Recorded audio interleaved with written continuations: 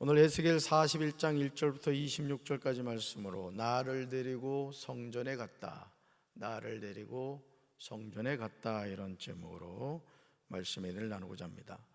에스겔 40장에서 에스겔이 이상 중에 본 성읍은 그가 보고자 해서 본 곳이 아닙니다. 그날의 여호와의 권능이 에스겔에게 임하고 에스겔을 데리고 이스라엘 땅으로 가셔서 보여주십니다. 에스겔은 그곳에서 성읍 형상같이 같은 것이 있음을 알게 되었습니다. 에스겔 40장 1절에서 나를 데리고 이렇게 나오죠. 또 2절에 보면 나를 데리고, 3절에서 나를 데리시고, 계속하여 모양이 녹같이 빛난 사람 하나가 선지자 에스겔을 데리고 갔던 겁니다. 그런데 그 여호와의 천사가 손에 삼줄과 측량하는 장대를 가지고 문에 서 있었습니다. 그렇다면 여호와의 권능이 에스겔에게 임하고 에스겔을 데리고 이스라엘 땅으로 가서 이 모든 것을 보여주신 이유가 무엇일까? 보여주신 이유가 있다는 것이죠. 에스겔 40장 4절에 하나님이 그렇게 하신 구체적인 이유가 나옵니다. 우리는 하나님이 이렇게 하신 이유를 알아야 됩니다. 우리 말씀 같이 읽습니다. 그 사람이 내게 이르되 인자야, 내가 내게 보이는 그것을 눈으로 보고 귀로 들으며 내 마음으로 생각할지어다. 내가 이것을 내게 보이려고 이리로 데리고 왔나니 너는 본 것을 다 이스라엘 족속에게 전할지어다 하더라. 아멘. 여호와의 천사가 에스겔을 인자라고 부르면서 내가 내게 보이는 그것이라고 하십니다. 내가 내게 보이는 그것. 그러시면서 그것을 눈으로 보고 귀로 들으며 마음으로 생각할지어다 라고 합니다. 그런 다음에 내가 이것을 내게 보이려고 이리로 데리고 왔다는 거죠. 그냥 데리고 온 것이 아니라 보여주기 위해서 성읍 형상 같은 것을 보여주기 위해서 데리고 왔다는 거죠. 녹같이 빛난 사람 하나가 에스겔을 이스라엘로 데리고 왔던 분명한 목적이 있었습니다. 내가 내게 보여주는 모든 것을, 잘 보세요, 내 눈으로 잘 보고 내 귀로 잘 듣고 내 마음에 새겨두라는 겁니다. 그리고 너는 본 것을 다 이스라엘 족속에게 전하라는 거예요. 그럼 여러분, 전하기 위해서는 잘 봐야 되겠죠. 지금 천사가 그렇게 이야기하는 거예요. 그러므로 에스겔 40장 5절부터 49절까지 에스겔은 자신이 본 것을 다 기록하고 있습니다. 에스겔 40장부터 43장까지 새 성전에 관한 내용이 구체적으로 나오는 것을 보게 됩니다.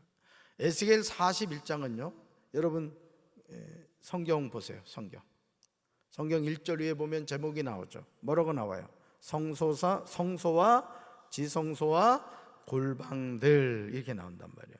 그러니까 여러분, 이 성경을 읽을 때 이 제목도 잘 주의해서 보셔야 돼요. 아, 지금부터 어떤 내용이 나오는구나, 이제 그걸 알 수 있죠. 자, 그러기에 여러분 12절부터 20절까지는 볼까요? 12절부터 20절 뭐예요? 제목이 서쪽 건물과 성전의 넓이. 21절부터 26절 나무 제단과 성전의 문들에 관한 내용이 나오는 거예요. 에스겔 41장 1절과 2절은요 성소의 현관을 설명한 에스겔 40장 48절과 49절에 연속되는 기사로 4절까지 현관을 제외한 성소와 지성소의 측량이 언급됩니다. 여러분, 제가 몇 번 말씀을 드렸지만은 성경 원어에는 장절이 없습니다. 장절이, 이거는 편의에 의해서 나눠 놓은 거예요. 성경에 장절이 없어요. 여러분, 편지를 쓰는데 편지를 나누지 않잖아요. 그냥 부모님 정산서 하면 부모님 날씨도 차가워지는데 건강하십니까? 이 소자는 잘 지내고 있습니다. 쭉 써가잖아요, 편지를. 예를 들어 그 바울이 쓴 서신서들 같은 경우도 그냥 편지란 말이에요, 편지. 그런데 편의상 장절을 이게 다 나누는 건 말이에요. 그러니까 사실은 40장하고 41장 구분이 있다 없다? 없는 거예요. 그러니까 이어져 있다는 거예요. 지금 그 얘기를 하는 것입니다. 그래서 여러분 4절까지 41장 1절부터 4절까지 현관을 제외한 성소와 지성소의 측량이 언급된다는 거죠. 에스겔 41장 1절과 2절은 성소의 측량에 관한 내용이에요. 1절과 2절은 성소에 관한 측량이다. 성소의 길이, 폭이 어떻게 되는지 구체적으로 나옵니다. 우리 1절과 2절을 현대인의 성경으로 볼 텐데요, 미터로 구분해서 나오기 때문에 이해하기 쉬울 거예요. 같이 읽습니다. 그런 다음 그는 나를 데리고 성소로 가서 출입구 좌우에 튀어나온 벽을 측량하였다. 양쪽 벽의 길이는 모두 3.2m였다. 그리고 그 출입구 통로의 쪽은 5.3m이고 튀어나온 그 벽의 폭은 양쪽 모두 2.6m였다. 그가 또 성소를 측량하니 그 길이가 21m이고 폭이 10.5m였다. 아멘. 이해하기 쉽죠? 밑그림이 그려지죠. 여기서 성소는 특별히 지성소를 제외한 외소, 곧 성소만을 지칭하는 제한적인 의미로 쓰였습니다. 에스겔 41장 1절과 2절에 나오는 측량은 열왕기하 6장 2절과 17절에 나오는 솔로몬 성전의 성소와 같은 것이에요. 성소를 의미하는 원어는 능력 있는 위대한의 뜻을 가진 원어에서 파송된 말로서 솔로몬 성전과 같은 장엄한 특징을 드러내 보이는 것입니다. 성막을 의미하는 원어는 문자 그대로 모세 당시 하나님이 그 백성들과 함께 하시며 역동적으로 역사하시던 곳이라는 뜻을 내포하고 있는 거예요. 그러므로 에스겔 40장부터 41장, 42장, 43장에 나오는 새 성전은 솔로몬 성전과 같이 장엄함을 가질 뿐만 아니라 모세의 성막에서처럼 하나님이 결코 백성들을 떠나지 않으시며 친히 인도하시는 구원 사역을 시행하는 곳임을 보여주는 거예요. 어제도 우리가 말씀을 살펴봤지만 에스겔 40장부터 43장은 뭐에 대한 내용이다? 새 성전, 따라합시다. 새 성전. 그러니까 40장부터 43장에는 어떤 내용이 나온다? 새 성전에 대한 내용이 나온다는 거예요. 네. 에스겔 41장 3절과 4절은 지성소에 관한 내용이 구체적으로 나와요. 1절부터 2절은 뭐라고요? 성소에 관한 내용이었고 3절과 4절은 지성소에 관한 내용이다. 우리 현대인 성경을 읽습니다. 다음에 그는 안으로 들어가서 내전 출입구 양쪽에 튀어나온 벽을 측량했는데 그 길이가 1.1m였다. 그리고 그 출입구 통로의 폭은 3.2m이고 튀어나온 그 벽의 폭은 양쪽 모두 3.7m였다. 그리고 그가 내전을 측량하니 길이와 폭이 다 같이 10.5m였다. 그때 그는 나에게 이것을 지성소라고 일러 주었다. 아멘. 이것은 성소의 내전, 곧 가장 거룩한 곳이 될 지성소에 대한 측량입니다. 3절 보실까요? 3절에 이런 표현이 나오죠. 밑줄 보세요. 그가 안으로 들어가서, 이런 표현이 있어요. 그가 안으로 들어가서. 어디로 들어갔다는 얘기일까요? 3절과 4절은 뭐에 대한 내용이라고 했어요? 지성소에 대한 내용이에요. 그러니까 그 천사, 여호와의 천사가 어디로 들어갔다? 지성소 안으로 들어갔다는 거예요. 그가 안으로 들어가서. 여러분, 이 말은 여호와의 천사가 그가 나를 데리고 오란 표현과 분명한 차이를 봅니다. 즉 선지자 에스겔을 인도한 천사가 혼자서 내전 지성소에 들어갔다는 의미예요. 여호와의 천사가 에스겔을 데리고 성전에 이르러 선지자 에스겔의 신분이 제사장이었기에 성소까지는 들어갈 수 있었어요. 성소까지는. 그러나 대제사장만이 1년에 한 번 대속죄일 때야 출입하는 지성소에서는 들어갈 수 없었던 사실을 보여주는 거예요. 1년에 한 번. 그것도 제비뽑기 해가지고 대제사장이 이제 그 지성소에 들어갈 수 있었다. 그래서 에스겔은 제사장입니다, 여러분. 에스겔은 제사장이에요. 제사장은 세습이 되는 거예요. 부모님이 제사장이면 자녀도 이제 제사장이 되는데, 그럼에도 불구하고 지성소에 들어가지 못했다는 것이죠. 우리는 3절과 4절에 나오는 지성소의 폭을 통하여 성소와 같이 20척이 된다는 사실을 알게 돼. 20척. 결국 새 성전의 지성소는 장과 폭이 모두 20척인 정방향으로서 솔로몬 성전의 지성소와 동일한 크기였다는 거죠. 그런데 에스겔이 보았던 성전의 크기에서 주목해 봐야 하는 자는 현관부터 시작된 강문의 폭이 점점 좁아지고 있다는 거예요. 그래서 어제 말씀을 준비하면서 제가 이제 호크마 주석을 이렇게 참고해서 말씀을 준비하는데 보니까 여러분 성전 앞에 두 기둥이 있었죠. 뭐가 있어요? 야긴과 보아스란 말이야. 따라합시다. 야긴, 보아스. 솔로몬이 성전을 지었을 때 성전 앞에 두 기둥을 뒀단 말이야. 야긴과 보아스라는 그 기둥을 이렇게 세웠는데 그 성전 출입구부터 이제 들어가면 성소가 있죠. 현관을 들어가면 성소가 있잖아요.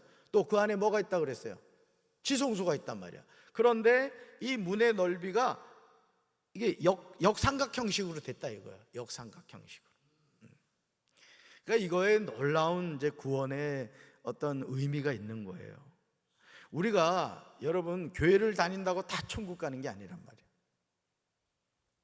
이 듣기 싫어도 잘 들어야 돼. 내가 목사이기 때문에 장로이기 때문에 천국 간다? 성경 그런 게 없어요. 예수를 믿어야 가는 거야. 그러니까 여러분 오늘 우리가 제가 이런 목회를 하면서 우리 교육자들한테도 새벽기도 꼭 해라, 기도생활 꼭 해야 된다, 내가 이런 얘기를 참 많이 합니다. 왜? 성역 30년을 해보니까 목회자가 결국은 뭘 붙잡아야 되느냐? 기도와 말씀이에요. 여러분 당연하게 생각하지. 목사들이 그럼 기도해야 되고 말씀 읽어야 되는 게 당연하다고 여러분 생각하지. 근데 기도 안 하는 목사, 성경 안 읽는 목사들이 많다니까. 그러니까 오늘 이 목회 길을 가겠다 오는 전도사들이나 이 목사들이 제가 그분들을 판단하려고 하는 게 아니에요. 오해하지 말고 들으세요. 제가 30년 목회를 해보니까 기도하는 게 쉬운 게 아니에요. 여러분 새벽 기도 나오는 게 쉬워요? 어려워요? 어렵습니다. 사실은 하나님의 말씀을 꾸준히 읽어간다는 게 쉽지 않아요. 사실은. 그런데 그걸 못 알아들어. 내가 부교육자들을 많이 이렇게 도보지만은 내가 이제까지 홍성에서도 그랬습니다만 여기 와서도 부교육자들 이렇게 내가 보면은 안 돼. 그게 안 돼. 참 안타까워요 진짜. 제가 그 얘기를 하거든요. 목회 길이 없다. 그런데 길이 있다. 그 길이 뭐냐? 사도들의 결론이에요. 구제하는 일 열심히 하고 좋단 말이에요. 교회가 당연히 가난한 이웃을 섬기고 우리가 대사회적으로 좋은 일을 해야 돼요. 그러나 교회는 구제하는 곳이 아닙니다. 교회는 하나님의 생명의 복음을 전해서 죄인들이 회개하고 예수 믿고 구원받게 하는 구원의 방주가 돼야 돼요. 교회는. 그런데 오늘 많은 교회들이 사회복지하다가 교회가 그냥 공중분해가 되고 말이죠. 세상 일에 막 하다가 하나님의 일을 등한히 하는 교회가 많아요. 교회는 말씀이 전해지는 곳이 돼야 돼요. 성도 여러분들 마찬가지죠. 끝까지 깨어 기도하시고 하나님의 말씀 붙잡으시기 바래요. 할렐루야. 자, 현관부터 시작된 강문의 폭이 점점 좁아져요. 이게 뭐예요? 구원은 쉽지 않다는 거예요. 예수님도 그랬잖아요. 좁은 문으로 들어가라. 멸망으로 인도하는 문은 크고 넓어 그 길을 찾는 이들이 많지만 생명으로 인도하는 문은 그 길이 협착하여 찾는 이가 적다. 그래서 찾는 이가 적습니다. 그러니까 여러분도 항상 내가 구원받았는지, 내가 정말 예수님으로 구원받았는지, 내가 정말 내 안에 예수 생명이 있는지 자신을 자꾸 점검해 봐야 돼요. 자꾸 건강검진만 받지 말고 영적인 상태를 스스로 점검해 봐야 돼. 교만하면 안 돼요. 아멘. 에스겔 41장 5절부터 11절까지 성소와 지성소의 바깥벽 남북 서쪽에 인접해 있는 골방들에 관한 내용이 나와요. 이 골방 기도라는 것도 있잖아요. 그죠? 이 골방들은요, 성전의 비품과 제사를 드릴 때 사용할 성구들과 11조와 각종 예물을 보관하기 위한 장소였어요. 실질적으로 이 골방이요, 각 층에 30개씩, 30개씩 3층이요. 몇 개요? 3, 3은 9, 90개, 모두 90개 방으로 이루어졌다는 거예요. 엄청난 숫자였다는 거예요. 그러니까 성전이 이렇게 있으면 그 성소, 이제 야긴과 보아스가 있고, 자, 출입구가 있고, 들어가면 뭐가 있고, 성소가 있고, 또 들어가면 지성소가 있단 말이야. 그런데 그 성소 좌우 3면에 뭐가 있었다? 골방이 있었다는, 골방이. 그런데 각 층마다 몇 개씩? 30개씩. 그러니까 1층에 30개, 2층에 30개, 3층에 30개, 총 90개가 있었다는 거예요. 에스겔 41장 6절에 이렇게 나오죠. 같이 읽습니다. 골방은 3층인데 골방 위에 골방이 있어 모두 30이라. 여호와의 천사를 통하여 선지자 에스겔에게 성소와 지성소와 골방들, 서쪽 건물과 성전의 넓이, 나무 제단과 성전의 문들에 관하여 전하시는 하나님의 섬세하심이 여러분 느껴지십니까? 하나님은 그만큼 새 성전의 회복을 원하신 거예요. 그러니까 여러분, 우리가 지금 40장부터 그 39장, 여러분 39장으로 가보세요. 39장 21절 보세요. 21절, 39장 21절 위에 보면 제목이 나오죠. 뭐가 나와요? 이스라엘의 회복이 나와요. 자, 40장으로 가봐요. 1절 위에 제목이 나와요. 뭐가 나와요? 이상 중에 본 성읍이란 말이에요. 하나님이 거룩한 성 예루살렘 성읍을 회복하는데 그 회복에 있어서 가장 중요한 것이 뭐다? 성전의 회복이라는 게, 성전의 회복. 그러니까 여러분, 아주 구체적으로 크기가 나오잖아요. 너비가 어떻게 되고, 폭이 어떻게 되고, 높이가 어떻게 되고, 요대로 하나님이 회복시켜야겠다는 거예요. 뭐를? 하나님의 성전. 그러니까 우리 신앙생활은 하나님 성전 중심의 신앙이 돼야 되는 거예요. 아멘이십니까? 그래서 우리가 이 성전에 무엇을 할 때는 최고의 것으로 해야 되는 거예요. 최고의 것으로. 쓰다 남는 거로 하는 게 아니라 정말 나에게 있는 최고의 것을 하나님께 드려서 하나님의 성전을 지어가는 거예요. 할렐루야. 오늘 우리 교회가 회복되어야 될 줄로 믿습니다. 이렇게 아름다운 성전을 하나님께서 짓게 하시고, 또 주의 종이 와서 리모델링도 하게 하시고, 강건하게 내 집을 채워야 되는 거예요. 우리 성도들이 눈에 전도에 불을 켜야 된다고. 에? 아멘. 하나님은 오늘도 모든 사람이 구원을 받으며 진리에 이르기를 원하세요. 지옥 가는 영혼들을 하나님 기뻐하지 않는다고. 어떻게든 구원하기를 원하시는 거예요. 노아의 방주를 수십 년, 어떤 사람은 뭐 수백 년이라고 합니다만, 그 긴 기간 동안 노아가 방주를 만들면서 가만히 있었겠어요? 여러분, 하나님의 물의 심판이 다가오고 있습니다. 여러분, 방주로 오셔야 됩니다. 복음을 전했단 말이에요. 그런데도 몇 명 구원받았다고? 8명. 배선자에 보면 8팔자 들어갔다니까, 입구자 위에 8명 구원받았어요. 여러분, 오늘도 구원받는 사람 많잖아요. 여러분이 그 구원받은 자의 명단에 들어가시기 바라요. 아멘이십니까? 설렁설렁 신앙생활 하다가 지옥 가는 영혼 되지 말고, 정말 예수는 그리스도시고 내 인생은 하나님 때문에 의미가 있고, 오늘 이 하루를 사는 이유는 나는 하나님 때문에 있다라는 믿음의 고백이 저와 여러분의 삶에 함께하기를 주님의 이름으로 축원합니다. 가슴에 손 얹겠습니다. 사랑의 주님, 우리가 하나님의 자녀로 살아갈 수 있는 것은 내 공로가 아닙니다. 2000년 전 갈보리 십자가에서 예수님이 못 박혀 죽으심으로 우리의 죄를 사해 주셨기에 우리가 하나님의 자녀로 살아갑니다. 오늘도 우리가 믿음 안에서 살아가게 하시고, 하나님의 무너진 성전을 회복시키시는 하나님의 회복의 의미를 깨닫게 하여 주옵소서. 교회 다니다가 지옥 가는 영혼 되지 않게 도와주시고, 예수님 잘 믿어 천국 가는 백성 되게 하옵소서. 예수님 이름으로 간절히 기도합니다. 아멘.